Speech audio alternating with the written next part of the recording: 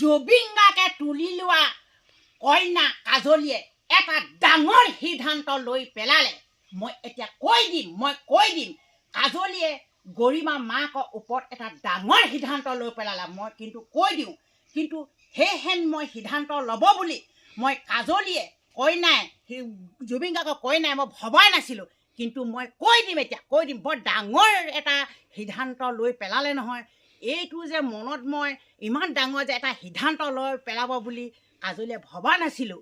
কাৰণ তাই এতিয়া যদিও তুলি ল'লে, কিন্তু গৰিমাই কাৰণে এটা ডাঙৰ সিদ্ধান্ত লৈ পেলালে। সেই সিদ্ধান্তটো এতিয়া মই কৈ দিম আপোনালোকে চাওক। এটা বোলে সময় আহিব, কাজলীয়ে কৈছে তুলি ল'লে কি হ'ব, নিজৰ কন্যা নিজৰ ছোৱালী বুলিয়ে ভাবি লৈছে।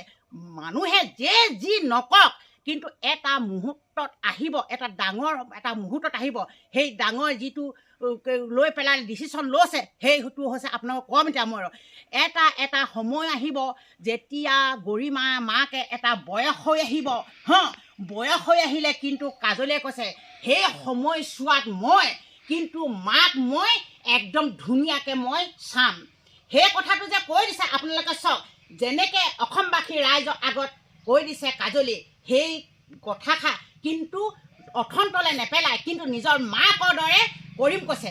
মোৰ নিজৰ মা, মোৰ জন্ম দিয়া মাৰ দাঁতটি যেতিয়া মোক তুলি লোৱা সেইগৰাকী মোৰ মাতৃলৈ ভাবিছোঁ। এটা সময় আহিব তেতিয়া মই মোৰ নিজৰ মাক কেনেধৰণে কি কৰিব লাগে চব কৰিম। কিন্তু যিখিনি সা সম্পত্তি আমাৰ জুবিনগাৰ বাবা আছে, সেই সা সম্পত্তি মই কেনেধৰণে চালনা কৰিব লাগে, কেনেকৈ ধৰণে মই কাক কি কৰিব লাগে, কাক দিব লাগে, কেনেকৈ কি কৰিব লাগে, মই সেইখিনি মই কৰিম। এতিয়া যিখিনি গৰিমা মায়ে কৈ আছে সেইমতে কৰি থাকক। এটা সময়ত মই সেই সিদ্ধান্ত লৈ পেলাম বুলি কৈছে।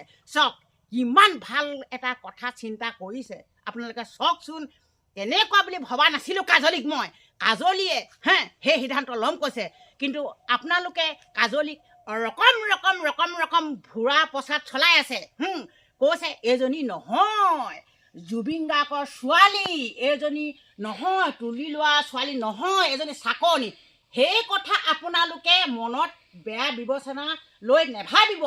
তাইক কিন্তু যেতিয়া জুবিনগাকে নিজৰ ছোৱালীৰ দৰে উদ্ধাৰ কৰিলে, নিজৰ জীৱন দান দিলে আৰু তাইক নিজৰ ছোৱালীৰ দৰে ভাবিলে, সেইকাৰণেতো নিজৰ ছোৱালীৰ দৰে ভবাৰ কাৰণেহে আজি গৰিমা মাকক মই এটা সময় আহিলে যিখিনি কৰিব লাগে কৰিম কৈছে। সেই সময়টোত আমিও যদি এটা বয়সস্থ হ'লে, আমাকো বুঢ়ী বৃদ্ধ হ'লে আমাকতো চাব লাগিব আমাৰ ল'ৰা ছোৱালী তেনেকৈ ধৰণে।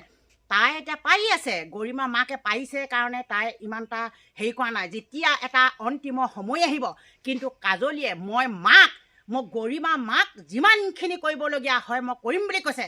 চাওক ইমান ডাঙৰ ডিচিশ্যন এটা লৈ পেলালে নহয় আপোনালোকে চাওকচোন। সেইটো কাৰণে আপোনালোকে তাইৰ ওপৰত আপোনালোকে যি টি কথা নক'ব। তাই যিখিনি মনত ভাবি আছে সেইখিনি কিন্তু আপোনালোকে কৰিব, আপোনালোকে দেখিব। আৰু তাই কৰিম বুলি কৈছে কৰিবই। কিন্তু এতিয়া যিবোৰ এতিয়া জুবিনগাৰ বাপাকে যিখিনি বস্তু বাহনি হেৰি কৰি আছিলে সেইখিনি তাই চবখিনি য'ত যি কৰিব লাগে চব কৰিম কৈছে। আপোনালোকে দেখি থাকিব, কিন্তু কাজলীয়ে কি কৰিব আপোনালোকে চাই থাকিব ভিডিঅ'টো দেই, প্ৰথম পৰা শেষলৈকে কৈ দিছোঁ মই।